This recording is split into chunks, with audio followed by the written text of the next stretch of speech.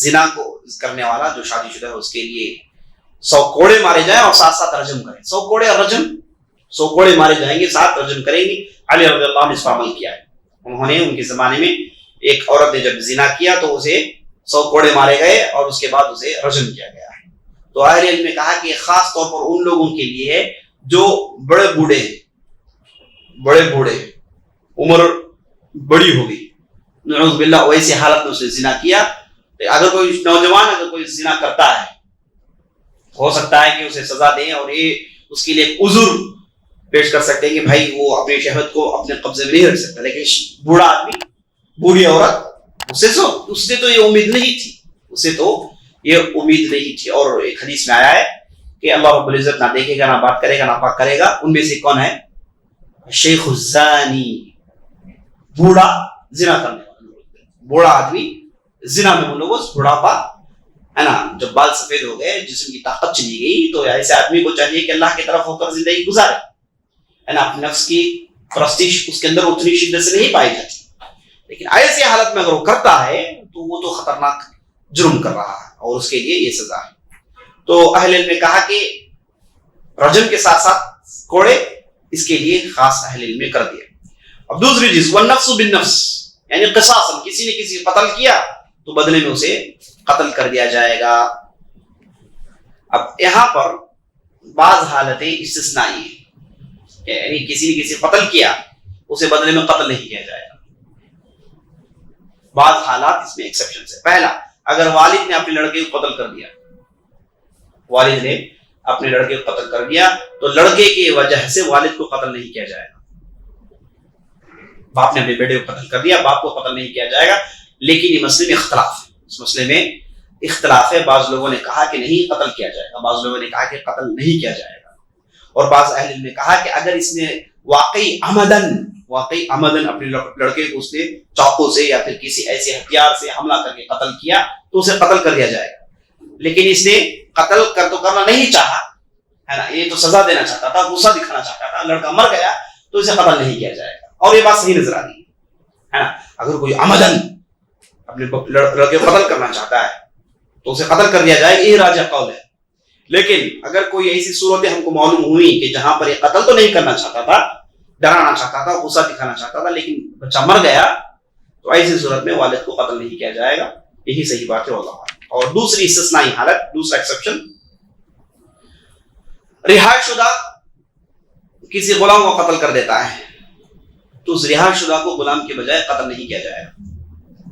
رہا شدہ آدمی حر، اس نے کسی غلام کو قتل کر دیا، اس کے غلام یا پھر کسی دوسرے غلام کو اس نے قتل کر دیا تو اس رہا شدہ کو قتل نہیں کیا جائے گا. یہی راجح قول ہے. کیونکہ جو عبد ہوتا ہے، جو غلام ہوتا ہے، وہ اصل میں پراپرٹی ہوتی ہے نا، ایک مال ہوتا ہے. اس مال کے بدلے ایک مسلمان کو قتل نہیں کیا جا سکتا. یہی راجح قول ہے. حالانکہ اس میں بھی اختلاف ہے.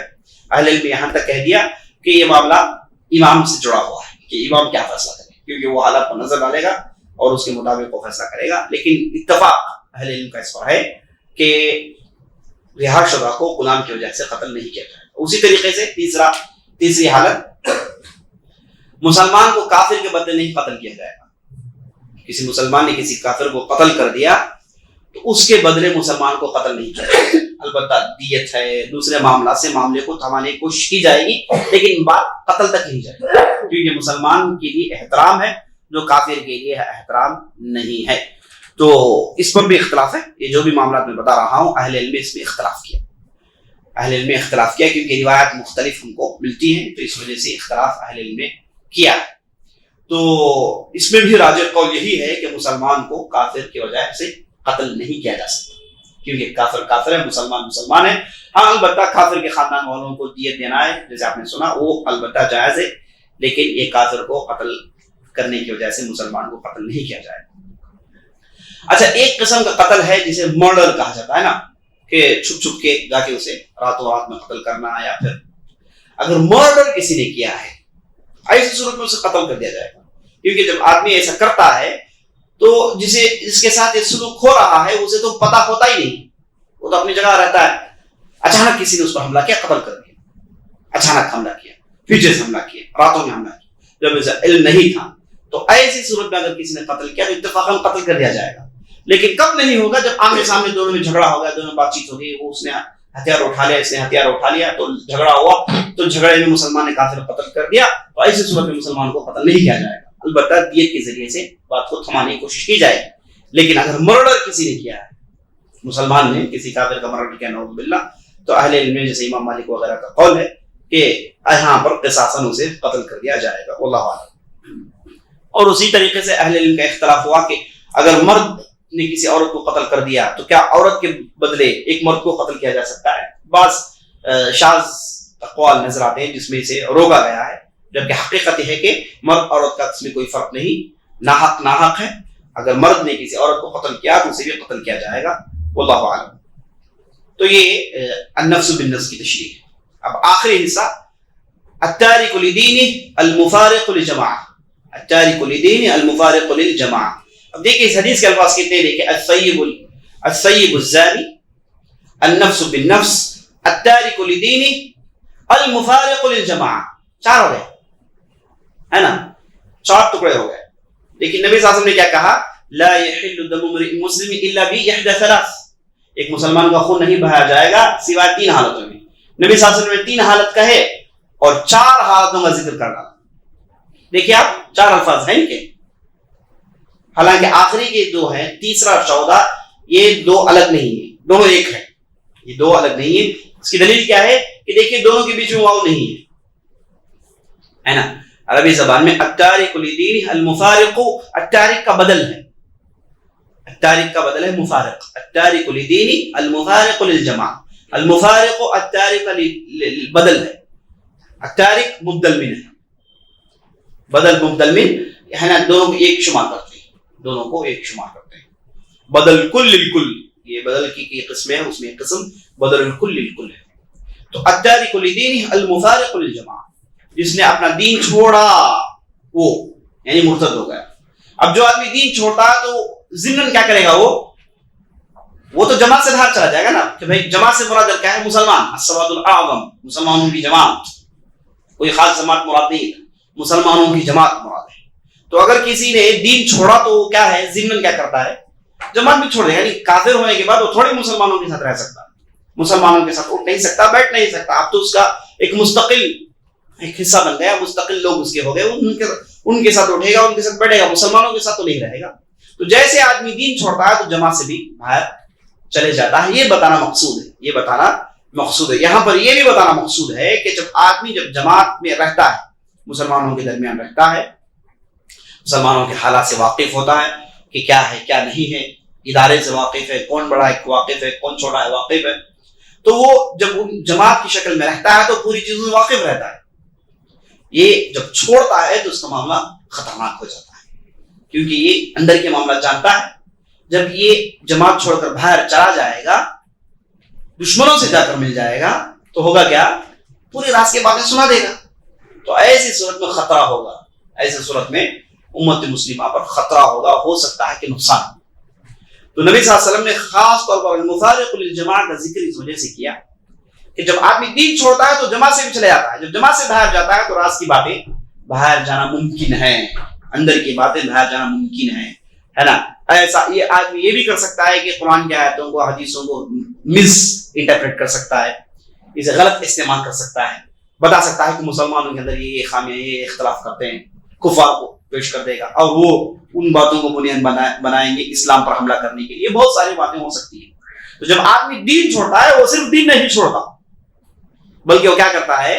ایک بنی جماعت جس کے ساتھ اس نے مدت گزاری اسے چھوڑ دیتا ہے. جب یہ چھوڑتا ہے تو یہاں پر خطرناکی پیدا ہو جاتی ہے. اسی لیے نبی صلی اللہ علیہ وسلم نے مفارق للجماعت کا لفظ استعمال کیا ہے تاکہ لوگوں کو معلوم ہو جائے کہ دین چھوڑتا ہے آدمی تو ایسے ہی تو نہیں چلا جاتا نا، یہ اپنے رشتوں کو توڑتا ہے. جب رشتوں کو توڑتا ہے تو دشمن بنے گا ضرور، جب دشمن بنے گا تو راز کی باتیں لوگوں تک پہنچائے گا ضرور. تو یہاں پر یہ آدمی خطرناک ہو جاتا ہے. اسی لیے مرتد کا حکم اسلام میں کیا ہے کہ اسے قتل کر دیا جائے. مرتد کا حکم اسلام میں قتل کرنے کا یہی وجہ ہے. یہ مرتد ہو گیا ایسے چلا جائے گا، کہیں جنگل میں رہ گیا تو کوئی بات نہیں، اسے دشمنی کیا بات کی. لیکن جب یہ آدمی جائے گا تو ضرور نقصان پہنچانے کی کوشش کرے گا. ضرور نقصان پہنچانے کی کوشش کرے گا اور فتنے برپا ہوں گے. یہ ہر اعتبار سے نقصان پیدا کر سکتا ہے. تو اس وجہ سے اسلام نے حکم دیا کہ ایسے آدمی کو قتل کر دینا چاہیے. اچھا, آدمی کب دین سے باہر جاتا ہے, کب مرتد ہوتا ہے, اس کی کئی ایک شکلیں ہیں. ایک وہ اعلان کر دے کہ بھائی میں مسلمان نہیں, لیکن عام طور پر ایسا ہوتا نہیں. عام طور پر کوئی آدمی ہے نا کھلم کھلا اعلان کر کے نہیں جاتا. وہ کب خود بخود باہر چلے جاتا ہے, جب اسلام کے ارکان میں کسی چیز کا انکار کرتا ہے. جیسے نبی صلی اللہ علیہ وسلم کے زمانے میں اعراب تھے, انہوں نے زکات دینے کا انکار کیا. بعد میں ابوبکر کے زمانے میں انکار بڑا ہوا, اعراب نکل آئے, مرتد ہو گئے. تو انہوں نے زکات دینے سے تو انکار کیا تھا نا. وہ تو کہتے تھے کہ ہم نماز پڑھیں گے, وہ تو کہتے تھے کہ ہم شہادتین کے قائل ہیں, لیکن ان کے ساتھ باقاعدہ لڑائی ہوئی, ان کا خون بہایا گیا اس وجہ سے کہ وہ ایک اہم رکن کو چھوڑ رہے ہیں جس کا چھوڑنا کفر ہے. تو عام طور پر کوئی آدمی نہیں کہتا کہ بھائی میں غیر مسلمان ہو گیا, اس کا اعلان نہیں ہوتا. بلکہ کیسے ہوتا ہے, جو کسی کا رکن کا انکار کرتا ہے, کسی رکن کا انکار کرتا ہے. یہ بھی یاد رکھ لیجئے, اگر کسی نے رکن کو تو چھوڑ دیا وہ تو کافر ہو گیا. اب ایک ہے رکنوں کو نہیں چھوڑتا, سب پر عمل کرتا ہے, لیکن جو اسلام میں متفق علیہ حرام چیزیں ہیں اسے حلال مانتا ہے. 5 ارکان کو تو مانتا ہے, کہتا ہے کہ زنا حلال ہے, کیا معاملہ ہے اس کا, ہے نا. استحلال الحرام اسے کہتے ہیں. استحلال الحرام یہ بھی کفر ہے.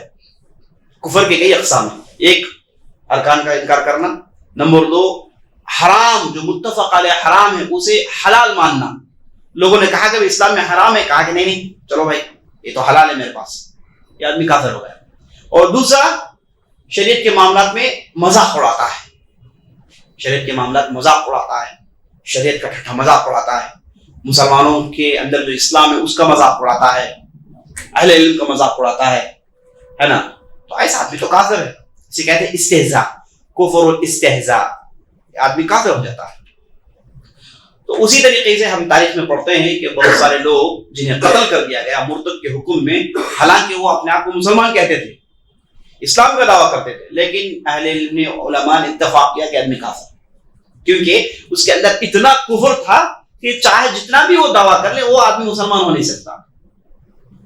ہم دیکھتے ہیں کہ بعض لوگوں کو اس وجہ سے بھی قتل کیا گیا جنہوں نے تقدیر کے معاملے میں اختلاف کیا. بعض لوگوں کو اس وجہ سے بھی قتل کیا گیا جنہوں نے کہا کہ اللہ آسمان میں نہیں ہے نا. بعض لوگوں کو اس وجہ سے بھی قتل کیا گیا کہ انہوں نے کھلم کھلا کفر چھنا شروع کر دیا, جیسے ابن سبعین ہو گیا, ابن الحلاج, ایسے افراد تھے. جیسے غیلان نامی ایک مشہور فرد تھا جو عمر بن عبدالعزیز کے زمانے میں تھا, جس نے تقریر کا انکار کیا. عمر بن عبدالعزیز نے قتل کا سمجھایا تو مان گیا, لیکن ان کے گزرنے کے بعد چند دنوں کے بعد پھر اس نے کیا کیا, پھر اس نے انہی باتوں کو دہرایا.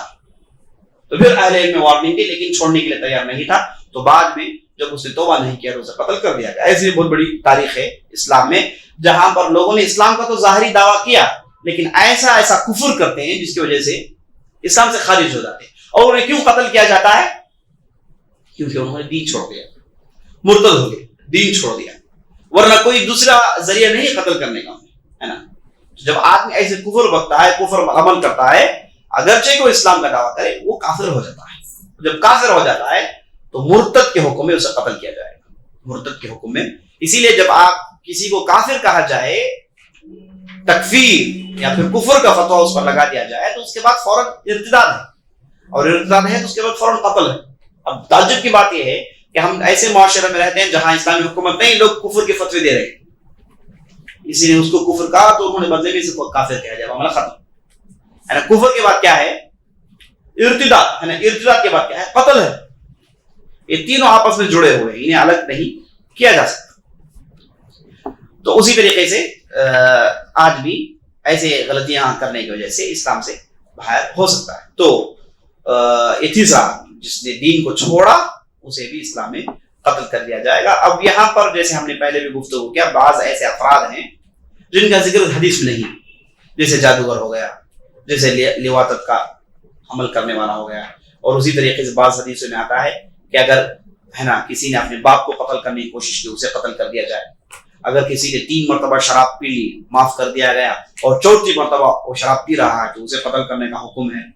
اسی طریقے سے 5ویں مرتبہ اگر کوئی چراتا ہے تو اسے قتل کرنے کا حکم ہے. 4 مرتبہ تو معافی ہے, 5ویں مرتبہ چراتا ہے تو اسے قتل کرنے کا حکم ہے. اسی طریقے سے باغی لوگوں کو قتل کرنے کا حکم ہے اسلام میں. ایک اسلامی حکومت ہے جہاں خلیفہ ہے، جہاں بادشاہ ہے، حکومت چل رہی ہے. تو بعض لوگ نکلے جنہیں خوارج کہا جاتا ہے، انہوں نے بادشاہ کے خلاف خروج کیا. تو ایسے لوگوں کے خلاف قتل کرنا جائز، انہیں قتل کرنا جائز. ایک پہلے سے خلیفہ ہے، ایک دوسرا خلیفہ نے اعلان کر دیا کہ میں خلیفہ ہوں، تو ایک کو قتل کرنا جائز ہے. تو قتل کرنے کی جو ہے لمبی فہرست ہے، لیکن آپ اس پر غور کریں گے، یہ فہرست پر آپ غور کریں گے تو یہ فہرست یہ 3 میں سے کہیں نہ کہیں جڑ جاتی ہے. 3 جہاں خون بہانے کا اجازت ہے ان کے آپ مقاصد میں غور کریں گے. تو پہلا، مثال کے طور پر پہلا زنا کا معاملہ ہے. تو یہاں پر ہوتا کیا ہے؟ زنا کو کیوں اسلام نے حرام قرار دیا؟ اس کے پیچھے مقصد کیا ہے؟ فساد فی الارض، زمین میں فساد، نسلیں محفوظ نہیں رہیں گی، کون کس کا لڑکا ہے پتہ نہیں چلے گا، ہے نا، لوگ جانوروں کے مانند ہو جائیں گے. تو یہاں زمین میں فساد برپا ہوگا، اس لیے زنا حرام قرار دیا گیا ہے. اور خون بھی اسی لیے زمین میں فساد. اور اس کے بعد دین چھوڑنا، دین کے ساتھ مذاق ہو جائے گا. اس کے لیے تو مقاصد آپ دیکھیں گے تو یہ مقاصد جہاں جہاں یہ مقاصد توڑ دیے جاتے ہیں، جہاں جہاں مقاصد کے خلاف کچھ ہوتا ہے وہاں وہاں خون بہانا کی اجازت ہے. اب ساحر لے لیجیے، آپ ساحر کو کیوں قتل کرنا ہے؟ وہ تو کفر کر رہا ہے، دین سے خارج ہو گیا، وہ دین سے خارج ہو جاتا ہے. اب ایک آدمی شراب پی کے پی رہا ہے، معاف کرنے کے باوجود پی رہا ہے، تو یہ آدمی کو چھوڑتے رہیں گے تو پیتے رہے گا. تو معاشرے میں ایسا آدمی کا ڈینجر ہے. اسے دیکھو بعد میں لوگ پیئیں گے، تو زمین کے فساد کو ختم کرنے کے لیے ایسے لوگوں کو ہٹانا ضروری ہے. تو اس کے علاوہ ہم نبی صلی اللہ علیہ وسلم کی زندگی میں دیکھتے ہیں کہ آپ صلی اللہ علیہ وسلم نے بعض لوگوں کو قتل کرنے کا حکم دیا، بعض لوگوں کو قتل کرنے کا حکم دیا. اہل علم میں اختلاف کیا کہ آخر نبی صلی اللہ علیہ وسلم نے قتل کرنے کا حکم کیوں دیا؟ حالانکہ وہ قتل کرنا ان تینوں میں سے شمار نہیں ہے. آپ صلی اللہ علیہ وسلم نے بعض لوگوں کے تعلق سے شک کا اظہار کیا، کہا کہ انہیں قتل کر دیں. کئی لوگوں کو بھیجا، کہا کہ یہ 2 افراد آپ کو نظر آئے، انہیں قتل کر دیں.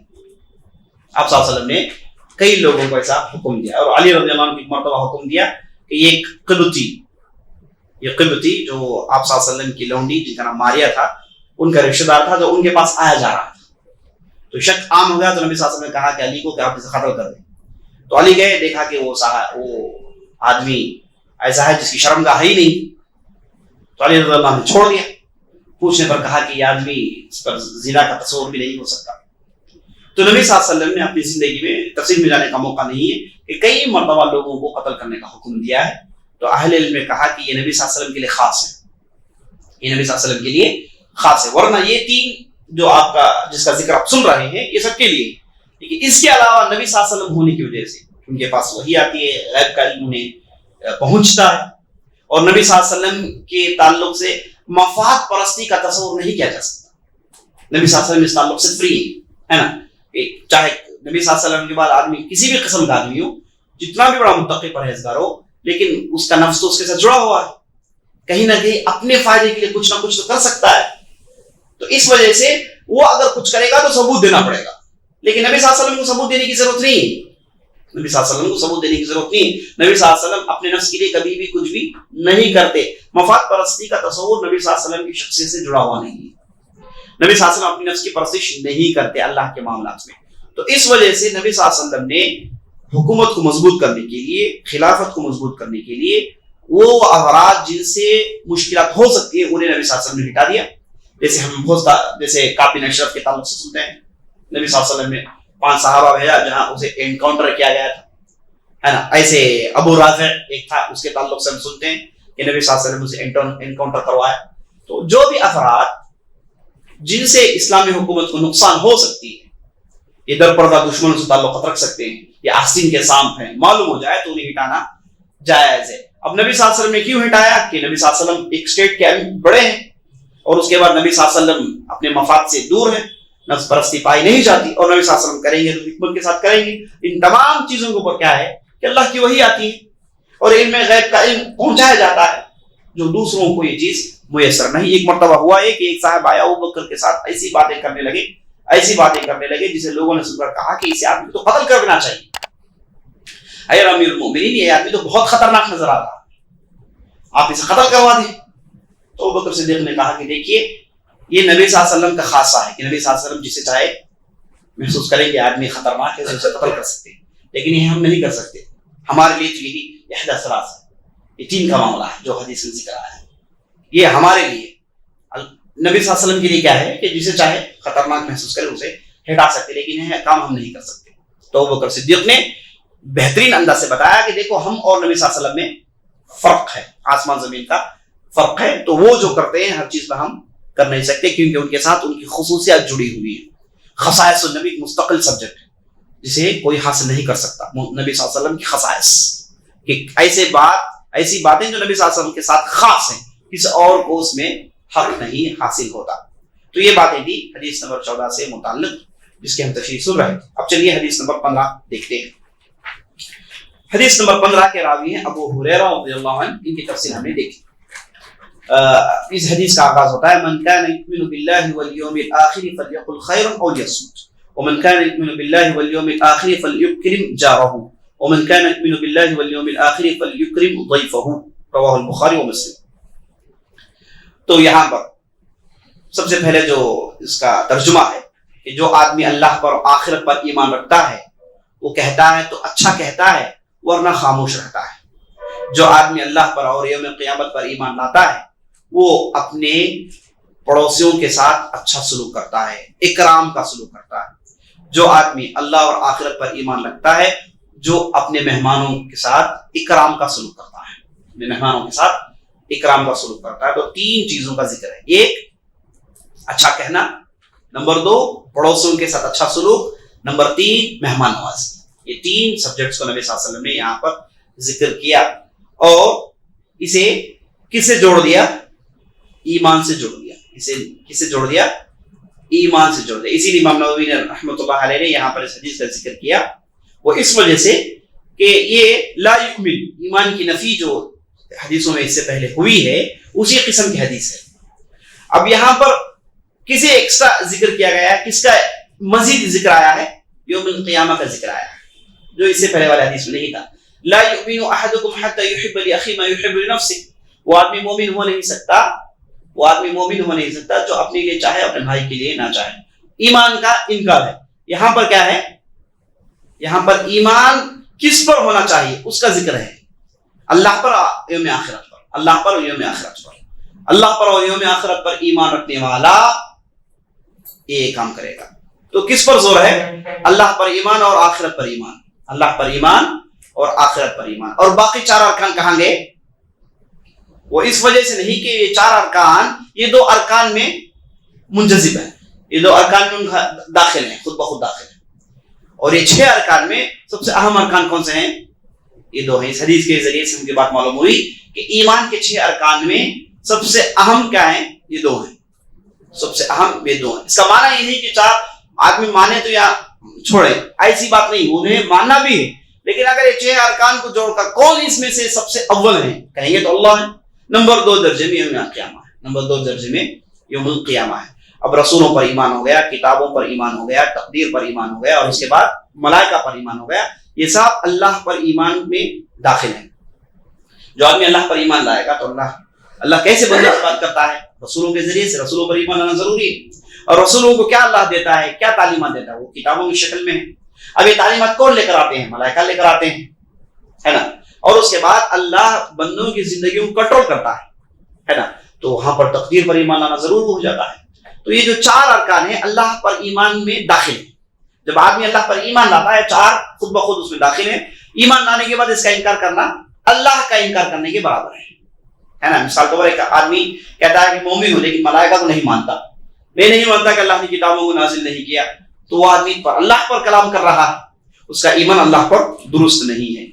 تو یہ جو 4 ہیں یہ اللہ پر ایمان میں داخل ہیں خود بخود. جو آدمی اللہ پر ایمان لائے گا 4 میں خود بخود ایمان لانا اس کے لیے ضروری ہے. اب یہ یوم القیامت اپنے اعمال کا بدلہ رزلٹ ہے، تو اس پر ایمان لانا بہت ضروری ہے. اور مشرکین مکہ نے اس کا انکار کیا. آخرت پر ایمان نہیں رکھتے تھے، آخرت پر ایمان نہیں رکھتے تھے. اللہ پر ایمان چھوٹی پھوٹی ان کی تھی ربوبیت کے حد تک، لیکن آخرت کا تو مکمل انکار کرتے تھے.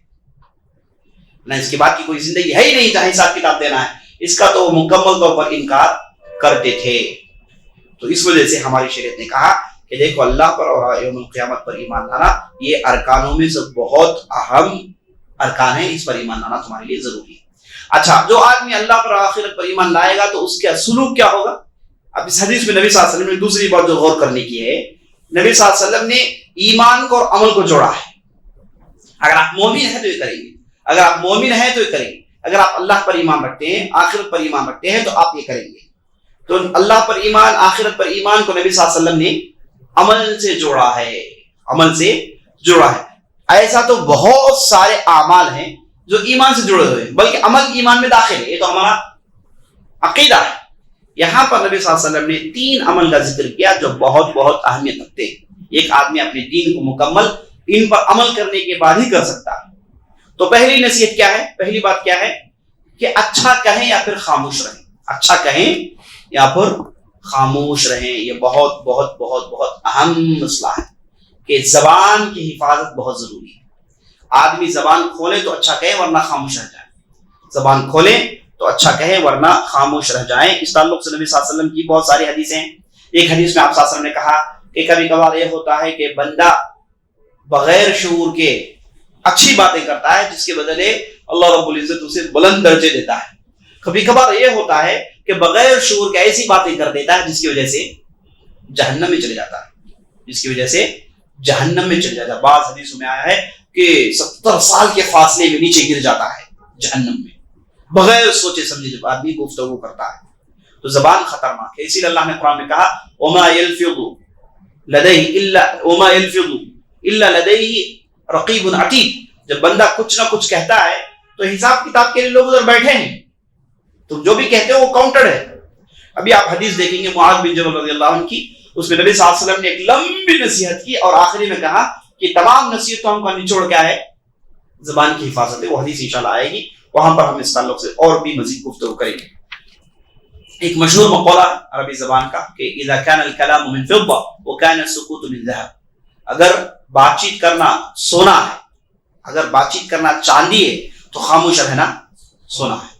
بات چیت کرنا چاندی ہے تو خاموش رہنا سونا ہے. عبداللہ بن مبارک نے بہترین انداز سے اس کی تشریح کی. کہا کہ بات چیت آپ کرتے ہیں اللہ کے لیے، اللہ کے دین کے متعلق، تو اگر وہ سونے کی حیثیت رکھتا ہے تو حرام سے اپنے آپ کو محفوظ رکھنا، بات چیت کرنا اللہ تعالیٰ کے دین کے متعلق اگر وہ چاندی کی حیثیت رکھتا ہے تو حرام سے اپنے آپ کو بچانا سونے کی حیثیت رکھتا ہے.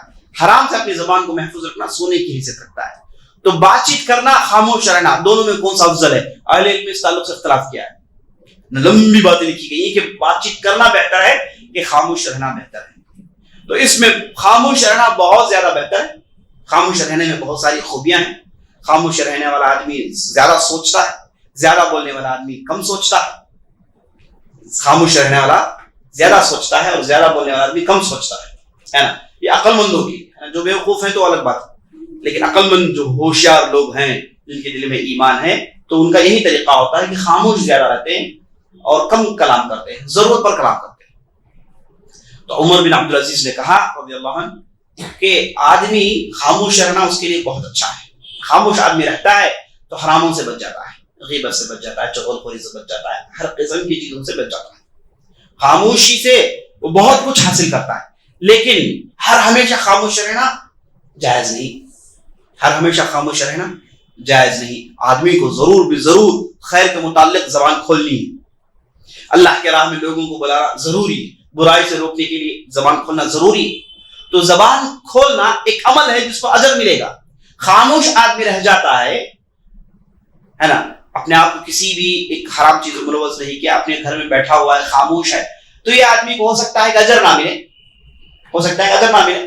لیکن جب آدمی زبان کھولتا ہے تو ایکسٹرا عمل کرتا ہے. جب ایکسٹرا عمل کرے تو اس پر اجر ملے گا. تو اس وجہ سے اگر زبان آدمی کھولتا ہے اللہ کی دعوت کے لیے، خیر کے لیے، اچھائی کا حکم دینے کے لیے، برائی سے روکنے کے لیے، تو یہ آدمی کا بولنا زیادہ افضل ہے. یہ آدمی کا بولنا، زبان کھول کے کہنا زیادہ افضل ہے. زبان کو عمل میں لانا زیادہ افضل ہے خاموشی کے بنسبت، خاموشی کے بنسبت. اسی طریقے سے دیکھیے ابو بکر صدیق رضی اللہ عنہ کہتے ہیں کہ میری زندگی میں جتنی بھی مشکلات مجھے جھیلنی پڑی اس کی بنیادی وجہ زبان ہے. میری زندگی میں جتنی بھی مشکلات میں نے، پریشانیاں میں نے جھیلی، کبھی کسی سے جھگڑا ہوا ہے، کبھی کسی سے بات چیت ہوئی، تو تمام چیزیں میری زبان کی وجہ سے. ابو بکر صدیق رضی اللہ عنہ کہتے ہیں. اور اس کے بعد عبداللہ بن مسعود کہتے ہیں کہ اللہ کی قسم اگر دنیا میں کسی کو جیل میں ڈالنا ہے تو یہ زبان ہے. اگر دنیا میں کسی کو جیل میں ڈالنا ہے تو یہ زبان ہے. اور وہب بن منبہ کہتے ہیں کہ دنیا کے پورے عقل مند اتفاق کر چکے ہیں, دنیا کے جتنے بھی عقل مند ہیں سب کا اتفاق ہے کہ آدمی خاموش رہ جائے تو بہت ساری پریشانی سے بچ جاتا ہے. اور نبی صلی اللہ علیہ وسلم نے کیا کہا, من صمت نجا, جو آدمی خاموش رہ گیا بچ گیا. لیکن ایک صورت ہے جہاں پر گفتگو کرنی ضروری ہے, وہ کب ہے؟ خیر میں. اسی لیے نبی صلی اللہ علیہ وسلم نے کیا کہا, فلیقل خیرا او لیصمت, آدمی کہے تو اچھا کہیں یا پھر خاموش رہ جائے. اچھا کہنے میں ہر چیز داخل ہے. آپ نے کسی کی جو ہے یہاں تک کہ اچھی تعریف بھی کی, آپ نے کسی کی ہمت افزائی کی, آپ نے اچھائی کا حکم دیا. اور اللہ نے قرآن میں پہلے کہہ دیا, لا خیر فی کثیر من نجواہم الا من امر بصدقۃ او معروف او اصلاح بین الناس. 3 ہیں حالات جس میں آپ کی بات کی اہمیت ہے. یہ کیا ہے؟ لا خیر فی کثیر من نجواہم الا من امر بالصدقہ, جس نے صدقہ کا حکم دیا, صدقہ کرنے کا حکم دیا, اپنے مال کے, اپنے علم کا, اپنے ہر چیز کا صدقہ کرنے کا حکم دیا, اس میں خیر ہے. اور کسی نے اچھائی کے لیے کچھ حرکتیں کی, زبان حرکت ملائی, جسم کو حرکت ملائی, اس میں خیر ہے.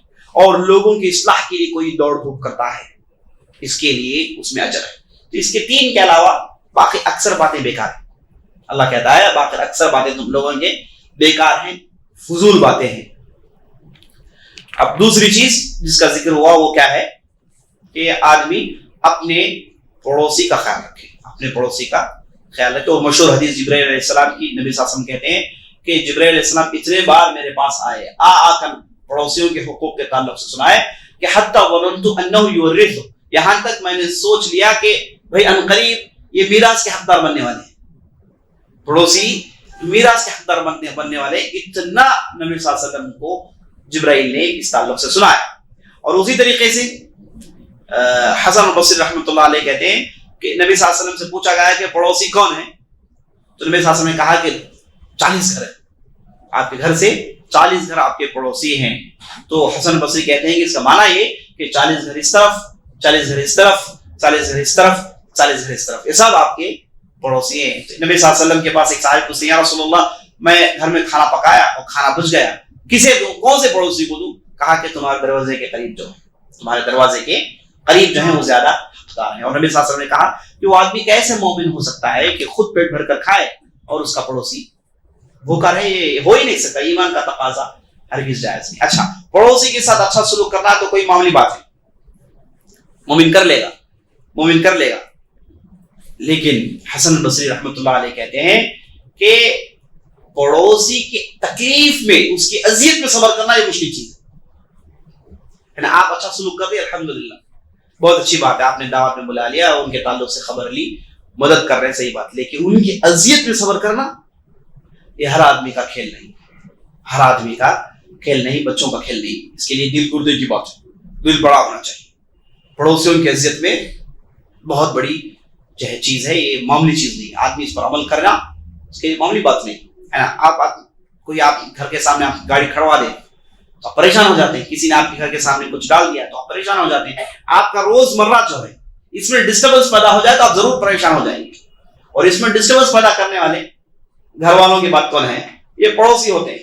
تو وہاں پر آدمی اپنے آپے سے باہر ہو جاتا ہے, اسی لیے زیادہ جھگڑے ہوتے ہیں. اور اسی لیے نبی صلی اللہ علیہ وسلم نے کہا کہ اگر آپ کا پڑوسی چاہتا ہے کہ آپ کا دیوار استعمال کر لے تو اجازت دے دیں. اگر آپ کا پڑوسی چاہتا ہے کہ آپ کی دیوار میں بیخ مارے, جہاں وہ اپنا ایک کھمبا گاڑنا چاہتا ہے, تو آپ اجازت دے دیں اسے. کب؟ آپ کو تو نقصان نہ ہو, یہ دیوار گر نہ جائے.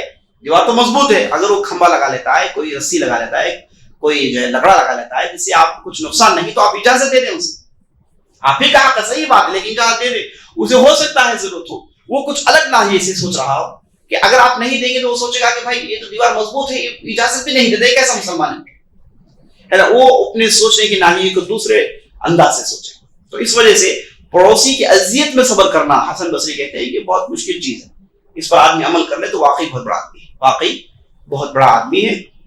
اسی طریقے سے پڑوسیوں کے تعلق سے نبی صلی اللہ علیہ وسلم کی ایک حدیث وارد ہے کہ ایک صحابی نے آ کر کہا, مستدرک حاکم کی روایت ہے, صحیح روایت, ایک صحابی نے آ کر کہا, یا رسول اللہ میرا پڑوسی بہت اذیت دیتا, کیا کروں, ہر روز پریشانی, کیا کریں یا رسول اللہ. تو نبی صلی اللہ علیہ وسلم نے کہا کہ کام کرو کہ اپنے گھر کے پورے سامان سڑک پہ لا دو اور رکھ دو, لوگ ادھر سے گزریں گے تو لوگ پوچھیں گے بھائی سڑک میں کیا سامان رکھا ہوا، تو بتاؤ کہ یہ معاملہ ہے، پڑوسی اذیت دیتا ہے مجھے. تو انہوں نے اپنا سامان باہر ڈال دیا، تو لوگ ادھر گزرے تو لوگوں کو معلوم ہوا کہ اس کا پڑوسی اذیت دیتا ہے، اس کا پڑوسی اذیت دیتا ہے. مسجد میں گئے تو معلوم ہوا کہ صاحب ہیں جو ان کے پڑوسی اذیت دیتے ہیں.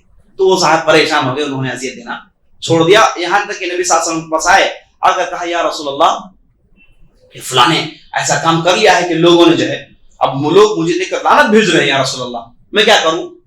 تو نبی صلی اللہ علیہ وسلم نے کہا کہ اس سے پہلے اللہ نے تم پر لعنت بھیج دی ہے. کہا کہ اس سے پہلے اللہ نے تم پر لعنت بھیج دی ہے، تم نے جو اذیت دی اس وجہ سے اللہ نے تمہیں لعنت بھیج دی. تو اس وجہ سے پڑوسی کی اذیت پر صبر کرنا بہت بہت ضروری ہے، اور ان کے ساتھ اچھا سلوک کرنا بہت ضروری ہے. 3 قسم کے پڑوسی ہیں، ایک جس کا 1 حق ہوتا ہے، ایک جس کا آپ پر 2 حق ہوتا ہے، ایک جس کا آپ پر 3 حق ہوتا ہے. ایک آپ کا جو غیر مسلمان پڑوسی ایک ہی حق ہے، وہ پڑوسی ہونے کا حق. ایک ہوتا ہے آپ کے پڑوسی میں جو مسلمان ہوتا ہے، تو یہاں پر 2 حق ہو گئے، ایک مسلمان کا حق اور دوسرا پڑوسی ہونے کا حق. ایک ہوتے ہیں جن کے 3 حقوق ہوتے ہیں، مسلمان بھی ہیں، پڑوسی بھی ہیں اور رشتہ دار بھی ہیں. اسلام کا حق بھی دیں انہیں، پڑوسی کا حق بھی دیں انہیں، اور رشتہ داری کا حق بھی دیں انہیں. یہ 3 حقوق ہو جاتے ہیں. تو پڑوسی کے تعلق سے بہت ساری روایتیں آئی ہیں. یہ چند باتیں تھی جو میں آپ کے سامنے عرض کرنا چاہتا تھا. اب پڑوسی ہیں تو ان کے ساتھ اچھا سلوک کیسے، ان کی خبر رکھیں، ہے نا، ان کے تعلق سے جانیں کہ وہ کون ہیں، کدھر ہیں، اور اس کے بعد دیکھیں کہ انہیں آپ کیا مدد کر سکتے ہیں، کون سی چیز کی ضرورت ہے. ہمارے پڑوسی میں ہے تو کہیں شرک و بدعت پہ تو ملوث نہیں ہے، فلاں غلطیوں میں تو ملوث نہیں ہے، اس کی خبر لیں اور ان سے گفتگو کریں، ہے نا. وہ آپ کے گھر میں کچھ پکے تو ضرور دیں انہیں، ان کے گھر میں کچھ پکے تو آپ ضرور کھائیں. تو یہ اچھے تعلقات رکھنا پڑوسی سے بہت بہت ضروری ہے. حسب استطاعت آدمی کوشش کریں اسے عمل میں لانے کی. اور یہ جیسے آپ سن رہے ہیں کہ معمولی چیز نہیں ہے، اور عام طور پر جب وہ اذیت ہے اس پر صبر کرنا کوئی معمولی چیز نہیں. اللہ سے دعا کرتے ہیں کہ اللہ رب العزت ہمیں اس پر عمل کرنے کی توفیق بخشے. اور تیسری چیز جو اس حدیث سے ہم کو معلوم ہوئی وہ یہ کہ مہمان نوازی کی اہمیت اس حدیث سے معلوم ہو رہی ہے. تو نبی صلی اللہ علیہ وسلم نے یہاں تک کہہ دیا کہ مہمان نوازی واجب ہے. اب مہمان نوازی کی مدت نبی صلی اللہ علیہ وسلم نے بیان کی کہ 3 دن کی مدت جس میں آپ کو مہمان نوازی کرنی ہی کرنی ہے. اب اس میں سے نبی صلی اللہ علیہ وسلم نے 3 دن میں سے پہلا دن کہا کہ یہ جائز ہے، کہا کہ جائزتہ و ضیافتہ، 3 دن اس کی ضیافت کے ہیں. اب 3 دن میں جو پہلا دن ہے اسے نبی صلی اللہ علیہ وسلم نے کہا جائزتہ. جائزہ کیا مطلب؟ جائزہ عربی میں کہتے ہیں تحفہ، پرائز کو، پریزنٹ کو جائزہ کہتے ہیں. یہاں پر جائزہ سے مراد پہلا دن مہمان کا آپ کے گھر میں اسے آپ اسپیشل کھلائیں، اسے آپ اسپیشل ریسپیکٹ دیں، اس کے لیے آپ اسپیشل کام کریں، اس کے لیے آپ اپنا وقت دیں. ہاں آپ مصروف ہیں، صحیح بات ہے، لیکن یہ پہلا دن اس کا جائزہ ہے نا. اس وجہ سے آپ اسے اپنا وقت دیں، اس کے ساتھ بیٹھیں، اسے کھلائیں پلائیں، اچھا کھلائیں اچھا پلائیں، تحفے تحائف دیں. پہلا دن اسے خوش کرانے کا ہے. دوسرا اور تیسرا دن ضیافت، آپ عام ضیافت کریں گے. اور نبی صلی اللہ علیہ وسلم نے تیسرے دن کے بعد 4تھے دن کے تعلق سے کہا کہ آدمی کو چاہیے کہ 3 دن سے زیادہ کسی کے یہاں نہ رہے، کیونکہ اسے تکلیف ہوگی. تو مہمان نوازی 3 دن ہے. 3 دن سے زیادہ اگر آپ کے پاس کوئی رہنا چاہتا ہے تو وہ مہمان نہیں ہے. اس کے بعد آپ اس کے ساتھ سلوک کریں گے، صدقہ کا سلوک ہوگا، خیرات کا سلوک ہوگا. تو مہمان نوازی کے تعلق سے نبی صلی اللہ علیہ وسلم نے بہت کچھ کہا. یہاں تک بعض روایات میں آیا ہے کہ اگر کسی نے مہمان نوازی کا انکار کر دیا تو 3 دن تک آپ زبردستی اسے مہمان نوازی لے سکتے ہیں. یہاں تک روایتیں ہیں کہ آپ زبردستی یہ اخراجات آپ اس کے پاس لے سکتے ہیں.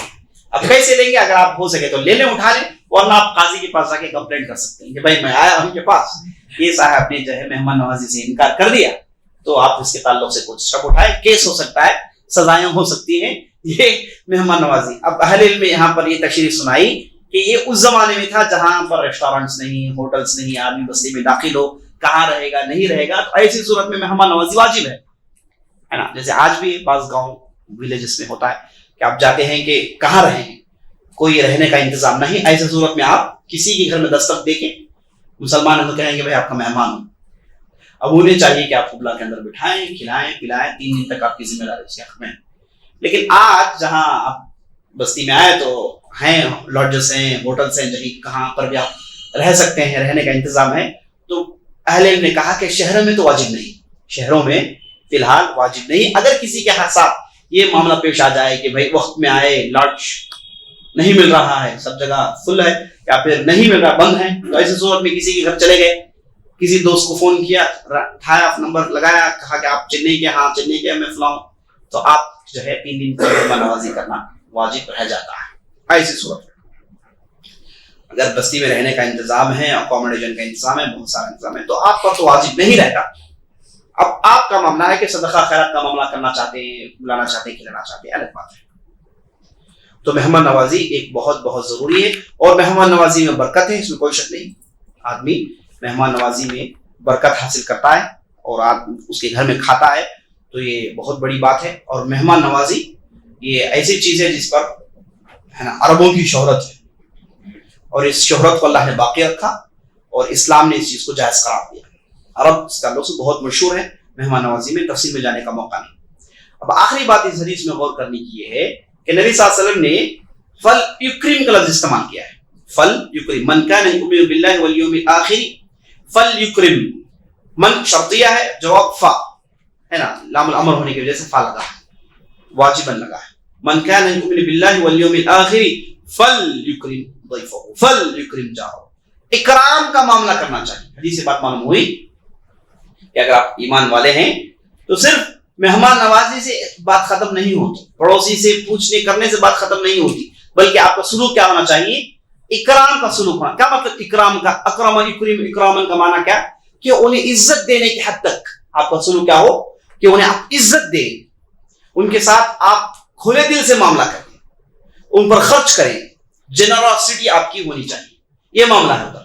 یہ نہیں کہا گیا کہ بھائی آپ پڑوسی کو دیکھ لیں یا پھر پڑوسی سے اچھی بات چیت کر لیں، نہیں، پڑوسی کے ساتھ اکرام کا سلوک کرنا ضروری ہے۔ اکرام جیسے آپ نے سنا، اس پر خرچ کرنا، کھلے دل سے خرچ کرنا، آپ کے اخلاق کو خرچ کرنا، آپ کے وقت کو خرچ کرنا، اپنے مال کو خرچ کرنا، سب آپ کے پڑوسی ساتھ ساتھ آپ کا مہمان اس کا مستحق ہے، اس کا مستحق ہے۔ مہمان کے لیے ہم عام طور پر سمجھتے ہیں کہ ہم کو جاننے والا ہو، کوئی رشتہ دار ہو، ایسی بات نہیں ہے۔ یہاں پر جب مہمان کہا گیا تو کوئی بھی اسٹرینجر آپ کا مہمان ہو سکتا ہے جو آپ کے گھر آیا ہے، کوئی بھی اسٹرینجر جو آپ کے گھر آ جائے وہ آپ کا مہمان ہے۔ آپ کوئی رشتہ دار آ جائے تو پھر آپ مہمان نوازی کے ساتھ ساتھ رشتہ داری نبھانا زیادہ ضروری ہو جاتا ہے۔ عام طور پر ہمارے یہاں مہمان رشتہ داری ہوتے ہیں، لیکن ضروری نہیں کیسا آپ کا جو مہمان ہے وہ کسی بھی قسم کا آدمی ہو سکتا ہے، اور ہر قسم کا مہمان یہ حقوق کا مستحق ہے کہ آپ اس کے ساتھ اکرام کا سلوک کریں۔ کسی بھی قسم کا مہمان ہو، چاہے کہ غیر مسلمان بھی، چاہے کہ عقل میں کم ہو، یا پھر کسی بھی قسم کا آدمی مہمان ہے، تو آپ اکرام کا ساتھ سلوک ان کے ساتھ کریں۔ اور نبی صلی اللہ علیہ وسلم نے یہ 3 اعمال کو کس کے ساتھ جوڑ دیا؟ ایمان کے ساتھ جوڑ دیا، تاکہ ہم کو بتائیں کہ یہ بہت بہت ضروری ہے۔ اب یہاں پر جیسے آپ نے وہاں پر سنا کہ ایک ہے مومنین کے ساتھ بھائی چارے کی قائم رکھنا واجب ہے، اب ایک درجہ ہے مستحب کا کہ بھائی آپ اپنے آپ کو نقصان میں ڈال کر انہیں فائدہ پہنچائیں۔ اسی طریقے سے یہاں پر بھی مہمان نوازی میں اور اس کے ساتھ ساتھ پڑوسی کے حقوق قائم رکھنے میں بھی 2 درجے ہو گئے۔ ایک ہے واجبی درجہ جس کا آپ نے ذکر سنا، ایک ہے مستحب کا درجہ جو اس سے افضل درجہ ہے، احسان کا درجہ ہے کہ بھائی آپ اپنے آپ کو پریشانی میں ڈال کے مہمان نوازی کریں، جائز ہے، اسلام میں جائز ہے۔ اپنے آپ کو گھر میں 2 روٹیاں ہیں، مہمان آ گئے تو آپ نے مہمان کو کھلا دیا، اب بھوکے رہ گئے، جائز ہے، جائز ہے۔ یعنی یہ ایکسٹرا سلوک ہے جو اسلام چاہتا ہے ہم سے کہ یہ سلوک کریں، لیکن اسلام نے آپ پر واجب نہیں قرار دیا کہ ہو سکتا ہے کہ آپ نہیں کر پائے، اس لیے مستحب کے درجے میں رہتا ہے۔ اچھا، آپ کے پاس اگر کوئی مہمان آ گیا، آپ کے پاس کچھ ہے ہی نہیں، تو تکلف سے اسلام منع کرتا ہے کہ بھئی آپ تکلف کریں، ہے نا، غیر ضروری قرض لے لیں۔ پہلا دن آپ نے جو جائزہ کا دن تھا اس دن کے لیے تو آپ نے انتظام کیا، اس کے بعد آپ تکلف سے باہر جا کر اپنے آپ کو نقصان میں ڈال کر کرنا جو ہے آپ کے لیے کیا نہیں ہے، ضروری نہیں۔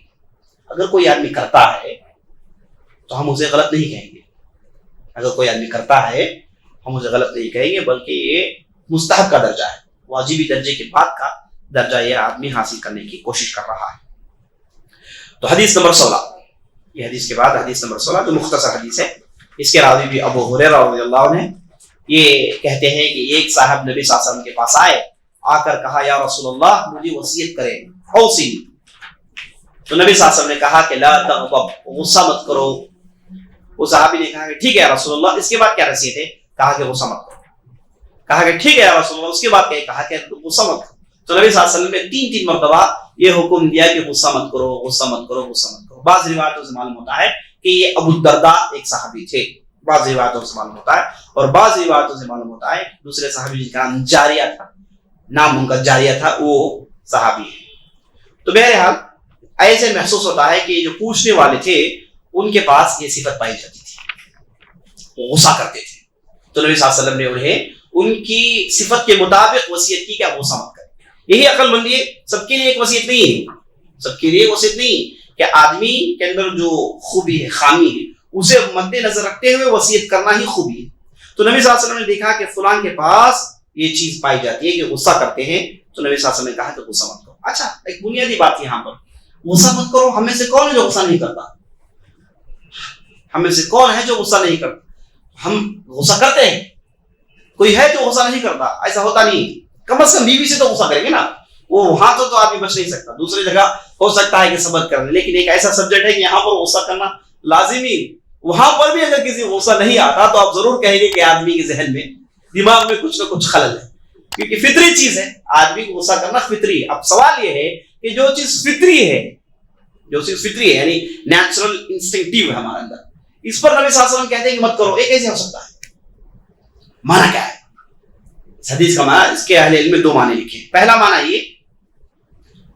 یہ کہ آپ ایسے اخلاق اختیار کرو جس میں سخاوت ہو، جس میں انسانیت ہو، جس میں ہنسنا ہو، جس میں اچھا چہرہ رکھنا ہو، بشاشت رکھنا ہو، اچھی گفتگو کرنا ہو، ایسے اخلاق اختیار کرو جو آپ کو اس حد تک پہنچا دے کہ آپ خواہ غصہ نہ کریں۔ آدمی کے اندر اچھے اخلاق پیدا ہو گئے، اچھی چیزیں سیکھ لیا، اچھا احسان کے درجے کو پہنچ گیا، تو یہ چیزیں اسے غصہ کرنے سے روکتی ہے نا۔ غیر ضروری غصہ نہیں کرتا۔ بعض لوگ غیر ضروری غصہ کریں، یا آپ کا ایک اشارہ اس کے لیے 3 دن کی باعث بنے گا غصہ کرنے کے لیے۔ ایک اشارہ، ایک مذاق، ایک ہنسی، ایک نگاہ، ایک میسج، ہو سکتا ہے کہ آپ ہمیشہ کے لیے دشمن بنا دیں، ہو سکتا ہے۔ تو لوگ خواہ غصہ کرتے ہیں۔ تو پہلا معنی یہ ہے کہ آپ ایسے اخلاق آپ کے اندر ہونے چاہیے جس کے ذریعے سے آپ غصے کی اس صفت کو کم کر سکیں، غیر ضروری غصہ نہ کریں، ایک معنی۔ دوسرا معنی یہ کہ غصہ مت کرو کا معنی یہ کہ آپ غصہ کرنے کے بعد غصے کی وجہ سے جو کرنا چاہتے ہیں وہ مت کرو۔ غصہ کرنے کے بعد آدمی غصہ کرتا ہے، کیا ہے؟ پہلے انتقام کے لیے کھڑا ہو جاتا ہے، بدلہ لے، یا پھر غصے میں بکتا ہے گالیاں۔ تو نبی صلی اللہ علیہ وسلم کہتے ہیں کہ غصہ کرنے کے بعد غصے کے لوازمات پر عمل مت کرو۔ غصہ کرنے کے بعد آپ جو کرنا چاہتے ہیں یہ مت کرو۔ آدمی کب غصہ کرتا ہے؟ کوئی چیز دیکھا جسے پسند نہیں کرتا ہے نا، تو فوراً وہاں پر اپنا غصہ چھڑکتا کہ بھائی یہ نہیں ہونا چاہیے، یہ نہیں ہونا چاہیے۔ تو نبی صلی اللہ علیہ وسلم نے کہا کہ آپ یہ مت کرو۔ غصہ تو آپ کریں گے، آپ فطری چیز ہے، آدمی غصہ آ جاتا ہے، لیکن غصہ آنے کے بعد جو عمل کرنا چاہتا ہے اسے نہ کرے۔ غصے میں آدمی چاہتا ہے گالی دے دے، اسلام کہتا ہے گالی مت دو۔ غصہ چاہتا ہے کہ مار دے، اسلام کہتا ہے کہ مارو مت۔ غصے میں انتقام لینا چاہتا ہے، غیبت کرتا ہے، نعوذ باللہ حسد کرتا ہے، اسلام کہتا ہے کہ یہ سب مت کرو۔ تو یہی معنی ہے حدیث کا، 2 معنی ہو گئے اس اعتبار سے۔ پہلا معنی اتنے اخلاق اختیار کرو جس کے ذریعے سے غصہ غیر ضروری آپ کو نہ آئے۔ دوسرا معنی یہ کہ آپ غصہ لانے کے بعد وہ کچھ نہ کرو جسے آپ کرنا چاہتے ہو۔ یہ اس حدیث کا معنی ہے، ورنہ غصہ فطری چیز ہے۔ یہاں تک کہ نبی صلی اللہ علیہ وسلم ثابت ہے کہ آپ صلی اللہ علیہ وسلم نے غصہ کیا، لیکن آپ صلی اللہ علیہ وسلم کو غصہ کیا ہے؟ حق پر ہوتا ہے۔ نبی صلی اللہ علیہ وسلم اپنے ذات کے لیے کبھی غصہ نہیں کرتے۔ نبی صلی اللہ علیہ وسلم کو غصہ کب ہوتا ہے؟ جب دیکھے کہ حرام کام ہو رہا ہے، جب دیکھے کہ اللہ کی شریعت کی خلاف ورزی ہو رہی ہے، وہاں پر نبی صلی اللہ علیہ وسلم کا غصہ پھوٹتا ہے۔ آپ صلی اللہ علیہ وسلم کے پاس لوگ آئے، اگر کہا کہ مخزومیہ چرا لی، وہ عورت نے چرا لیا ہے اور آپ نے ہاتھ کاٹنے کا حکم دیا، یا رسول اللہ مخزومیہ ہے، بنو مخزوم سے تعلق رکھتی ہیں۔ لوگوں نے آ کر سفارش کی, یہاں تک کہ اسامہ بن زید آئے تو غصے میں آ گئے. کہا کہ اللہ کی شریعت میں تم سفارش کر رہے ہو, یہ کیا کر رہے تھے, یہ اللہ کی شریعت ہے, یہاں پر کسی کی سفارش نہیں چلے گی. اور نبی صلی اللہ علیہ وسلم نے اپنی زندگی میں کئی مرتبہ غصے کا اظہار کیا, غصہ آپ صلی اللہ علیہ وسلم سے ثابت ہے, لیکن غصہ حق میں ہو جائز ہے, غصہ حق میں ہو جائز ہے, اللہ کی شریعت کے لیے ہو جائز ہے, اس میں کوئی روک ٹھاک نہیں. لیکن غصہ آدمی کرے اس کے بعد حرام کر بیٹھے, یہاں پر شریعت کہتی ہے کہ جائز نہیں. غصہ آدمی اپنے نفس کے لیے کرتا ہے, اپنے لیے انتقام کے لیے کرتا ہے, شریعت کہتی ہے کہ یہاں پر آپ غصہ نہ کریں. اور شریعت آپ کو بتاتی ہے کہ جب غصہ نہیں کرنا ہے تو آپ کو کیا کیا فٹ فالو کرنا ہے. میں سمجھتا ہوں کہ انشاءاللہ کل کی مجلس میں ہم دیکھیں گے کہ کیا کیا کام ہم کو کرنے ہیں جب غصہ آ جاتا ہے, اور شریعت نے اس تعلق سے ہمیں کیا ڈائریکشنز دیے ہیں. اس کی تفصیل انشاءاللہ کل کی مجلس میں آنے والی ہے. اللہ سے ہم دعا کرتے ہیں کہ ہمیں جو بھی کہا ہے, جو بھی سنا ہے, اس کے مطابق عمل کرنے کی توفیق بخشے. سبحان ربک رب العزۃ عما یصفون وسلام علی المرسلین والحمد للہ رب العالمین. موضوع کے متعلق کوئی سوال ہے تو بیان صبر کریں. سوال یہ کر رہے ہیں کہ مہمان اگر اذیت پہنچائیں تو صبر کرنا پڑے گا. یہ جو 3 دن کی مدت ہے اس میں آپ کو صبر کرنا ہی پڑے گا, کیونکہ اس کے ساتھ اکرام کا سلوک کریں گے اور اس کے ساتھ صبر سے پیش آنا چاہیے. ہاں 3 دن کے بعد اگر اس کی اذیت بڑھ گئی تو اس کے بعد تو واجب نہیں رہتا, تو ایسی صورت میں آپ انہیں کہہ سکتے ہیں کہ پہلے کہ ہمارے گھر میں اس کی گنجائش نہیں, ہم یہاں پر ایسے کام نہیں کر سکتے, تو لہٰذا تشریف لے جائیں. کوئی آدمی مشکل ہے اس کے لیے کہ اب چلے جائیں, وہ ہے نا. اب ہر کلچر میں طریقہ ہے, ہر کلچر میں مہمانوں کو بھیجنے کا بھی طریقہ ہے, ہر کلچر میں چیز موجود ہے. عربوں کے پاس بھی ہے. اب ہمارے کلچر میں لوگ کہتے ہیں کہ بھائی مہمان آ گئے, بہت زیادہ رہ گئے, تو انہیں اچھا خاصا ایک ایسا دن جہاں پر وہ خوب اچھا کھلائے, اچھا پلائے, گھر میں بریانی بنائے, ہے نا. اچانک انہیں زیادہ انہیں خوش کرانے کی کوشش کرے تو مہمان سمجھ جائے گا کہ میرا آخری دن ہے یہاں, اس کے بعد سے مجھے نہیں رہنا. یہ ہمارے کلچر میں موجود ہے.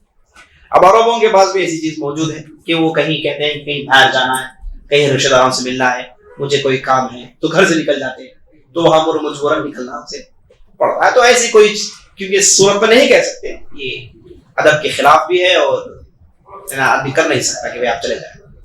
تو ایسے کچھ نہ کچھ اختیار کر کے اسے, یا پھر کوئی پیپر میں لکھ کے رکھ دیں ان کے پاس کہ رات میں سوتے پڑھنا. جی یہ سوال یہ کر رہے ہیں کہ ہمارے معاشرے میں بعض لوگ ہیں نا جو بخیل کی انتہا, بخالت کی انتہا کو پہنچتے ہیں کہ جو مہمانوں کو کھلانا نہیں چاہتے. تو یہ تو اسلام نہیں چاہتا کہ آدمی بخیل نہ رہے. اور آپ نے کل کی حدیث سنی کہ لوگوں نے کہا کہ یا رسول اللہ نے بشارت دی جنت کی, تو آپ صاحب نے کیا کہا کہ یہ آدمی لعلہ یتکلم فیما لا یعنی وبخل بما لا یغنی.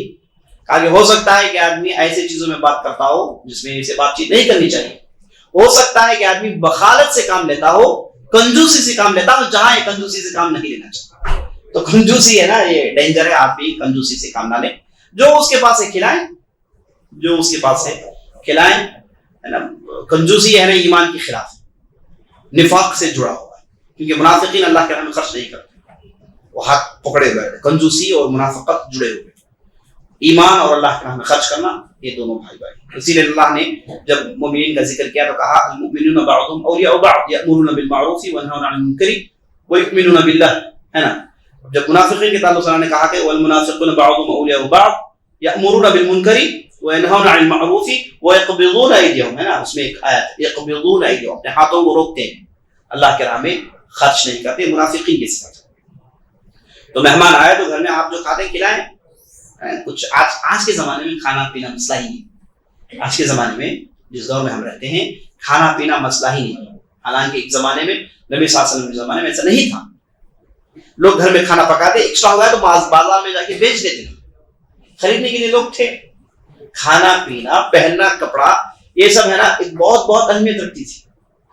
آج ہمارے لیے کھانا ہمارے پاس فریجوں میں پڑا رہتا ہے, گھر میں سامان پڑا رہتا ہے, کھانا ہمارے لیے کوئی موضوع رہتا نہیں. ایسا نہیں تھا اس زمانے میں. بہت کم لوگوں کے یہاں راشن ہوتا تھا گھر میں, ورنہ کھانے کے لیے تکلیف ہوتی تھی, کھانے کے لیے تکلیف ہوتی تھی. تو آج کل آدمی کھلا سکتا ہے, اچھا خاصا کھلا سکتا ہے, کوئی تکلیف نہیں. کنجوسی سے کام نہ لے.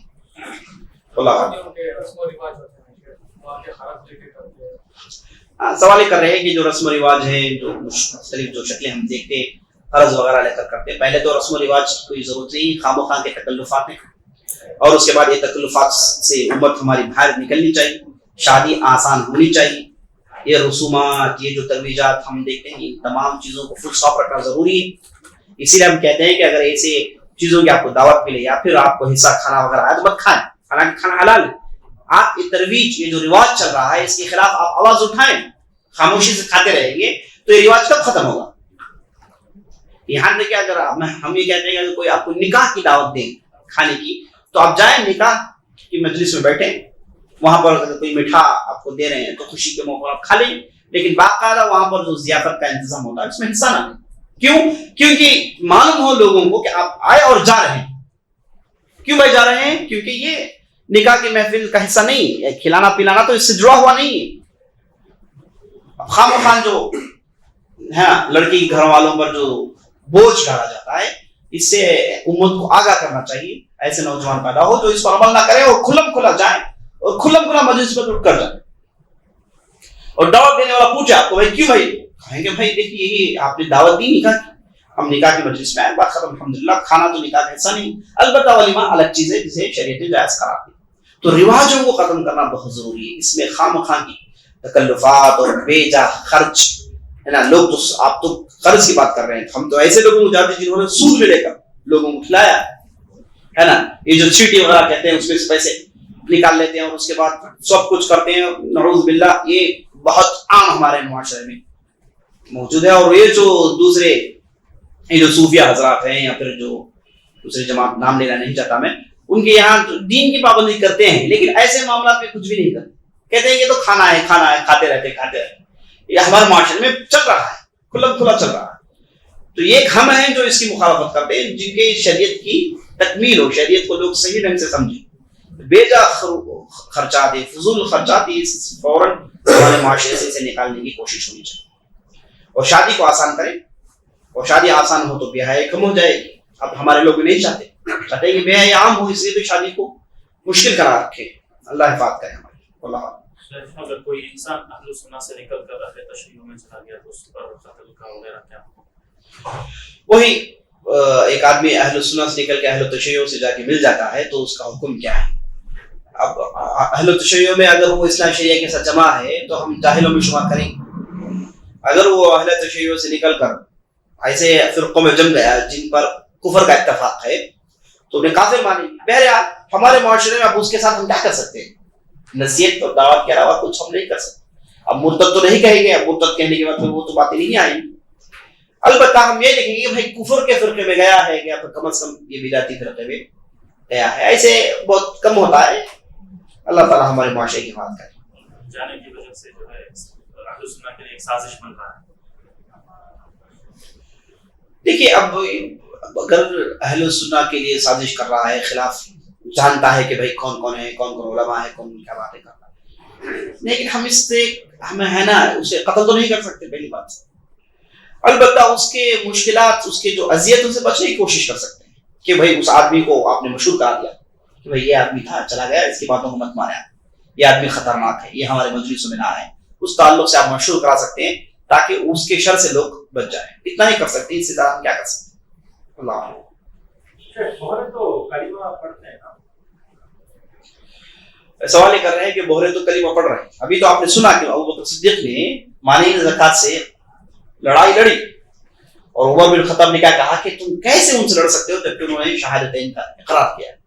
تو ابوبکر صدیق نے کیا کہا کہ اقاتل واللہ لاقاتلن من فرق بین الصلاۃ والزکاۃ، اللہ کی قسم میں ان سے ضرور لڑوں گا جو نماز اور زکوٰۃ میں فرق کرتے ہیں۔ خون بہانا جائز قرار دیا ابوبکر صدیق رضی اللہ عنہ۔ تو ایک آدمی ہو سکتا ہے کہ شہادت کا دعویٰ کریں، ہے نا، ایسے تو بہت ہیں، لیکن کیا وہ صحیح کتاب و سنت کی کسوٹی پہ اترتا ہے؟ کیا وہ اس کا شہادتین کہنا واقعی صحیح ہے؟ نہیں۔ شہادتین کہیں اور اس کے بعد غیر اللہ کی عبادت کریں تو پھر، اسی لیے تو اہل علم نے نواقض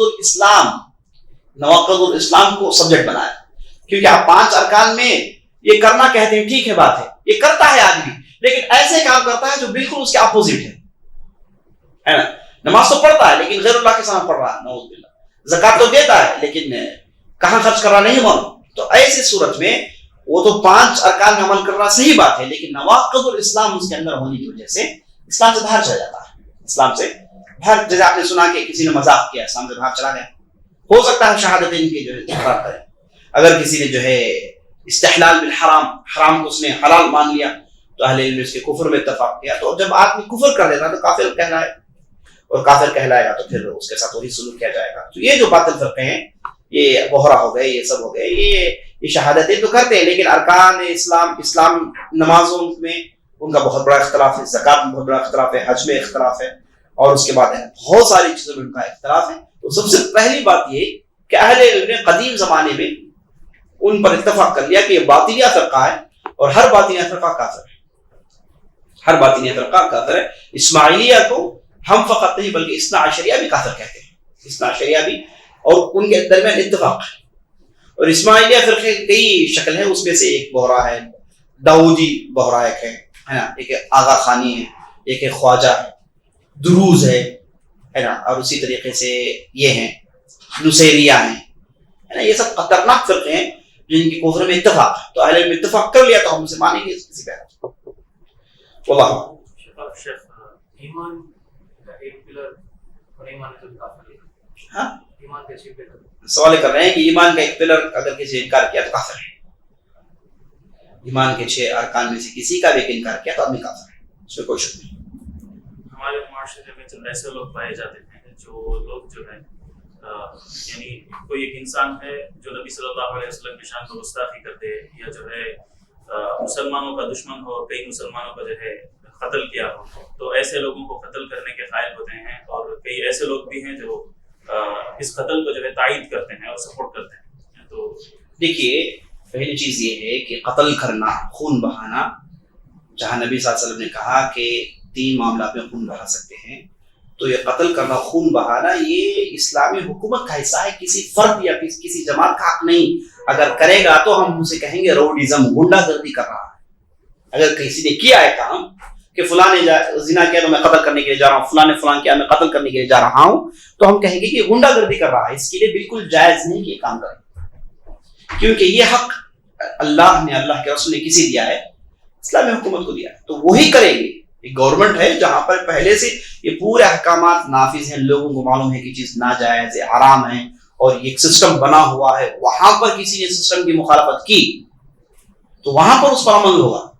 اگر کوئی سسٹم ہے ہی نہیں، کوئی چلانے والا ہے ہی نہیں، کوئی امام ہے ہی نہیں، اسلامی حکومت ہے ہی نہیں، تو وہاں پر اگر کرتا ہے تو اللہ اس کے معاملہ دیکھے گا، اللہ اس کا ذمہ دار ہے.